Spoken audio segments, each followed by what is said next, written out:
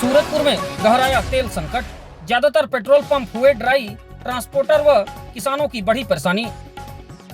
सूरजपुर जिले में इन दिनों डीजल और पेट्रोल की भारी किल्लत ने आम जनता से लेकर किसानों, ट्रांसपोर्टरों व उद्योगों तक को संकट में डाल दिया है। जिले के ज्यादातर पेट्रोल पंप या तो पूरी तरह ड्राई हो चुके हैं या फिर उनका स्टॉक खत्म होने के कगार पर पहुंच गया है। हालात ऐसे हैं कि कई पंपों पर लोगों को घंटों इंतजार के बाद भी तेल नहीं मिल पा रहा है। मिली जानकारी के मुताबिक इंडियन ऑयल का डिपो कोरबा में, जबकि हिंदुस्तान पेट्रोलियम और भारत पेट्रोलियम का डिपो रायपुर में स्थित है, जहां से सूरजपुर जिले में तेल की आपूर्ति की जाती है। लेकिन बीते 1.5-2 माह से युद्ध और वैश्विक तेल संकट का हवाला देकर कंपनियां कोटा सिस्टम के तहत सीमित आपूर्ति कर रही हैं।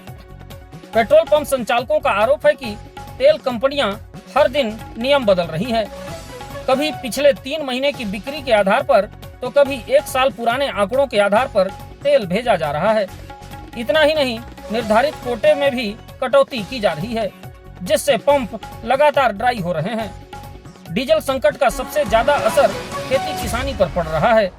मानसून पूर्व खेत तैयार करने वाले किसान ट्रैक्टर लेकर पंपों के चक्कर काट रहे हैं, लेकिन उन्हें पर्याप्त डीजल नहीं मिल रहा है।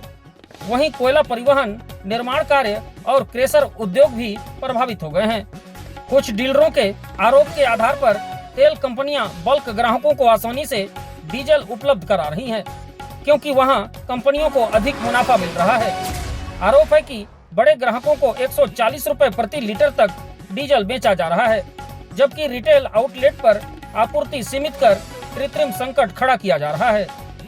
हैरानी की बात तो यह है कि जिला प्रशासन की खाद्य शाखा रोजाना पेट्रोल पंपों से स्टॉक की जानकारी तो ले रही है, लेकिन तेल कंपनियों पर दबाव बनाने या समाधान निकालने के लिए अब तक कोई ठोस पहल नजर नहीं आ रही है।